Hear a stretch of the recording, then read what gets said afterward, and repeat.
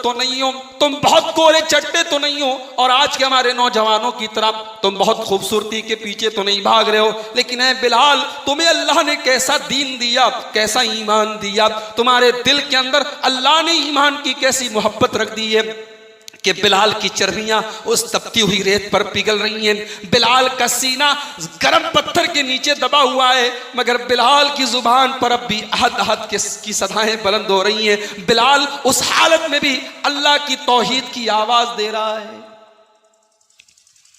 तौहीद क्या है मेरे भाई, ये कोई बिलाल से सीखे। मेरी माओ बहनों, बच्चे को नजर लग जाए, फौरन एक काला धागा तुमने बच्चे के गले में पहना दिया।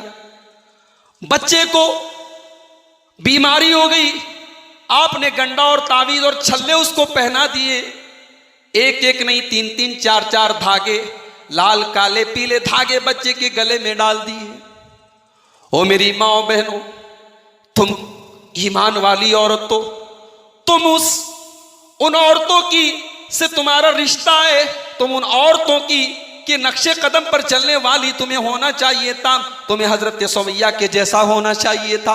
ये वही सुमैया है जिनकी आंखों के सामने उनका शौहर यासिर भी मौजूद है, उनका बेटा अम्मार भी मौजूद है, और अबू जहल कहता है, ऐ सुमैया, तुमने अगर मुहम्मदुर रसूलुल्लाह का दीन नहीं छोड़ा, तुमने अगर ईमान का रास्ता नहीं छोड़ा, तुमने अगर इस्लाम का रास्ता नहीं छोड़ा, तो ऐ सुमैया, हम तुम्हारे बेटे के सामने तुम्हें नंगा कर देंगे, तुम्हें बेआबरू कर देंगे, तुम्हारे बेटे के सामने तुम्हें नंगा हो जाना पड़ेगा।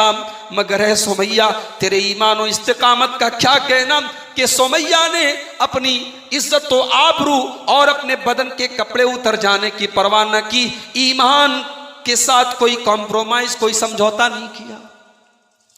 जवान बेटे के सामने मां को नंगा कर दिया गया, और इस हैवानियत और दर्दनाक तरीके से हजरत सुमैया को शहीद किया गया कि पूरी इंसानी तारीख में उसकी मिसाल नहीं मिलती।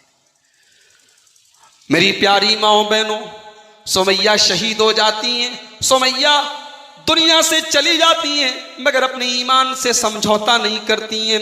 आज अपने आप को मुसलमान कहने वाली औरत है, आज उसके गले में, उसके बच्चों के गले में तावीज भी नजर आ रहा है। आज जरा सी कोई तकलीफ आ जाए तो एक मुसलमान औरत अपनी तौहीद से समझौता करने के लिए कैसे तैयार हो जाती है। तौहीद, तौहीद वो चीज है मेरे भाइयों कि हमारी जिंदगी की पैदाइश का मकसद यही तौहीद।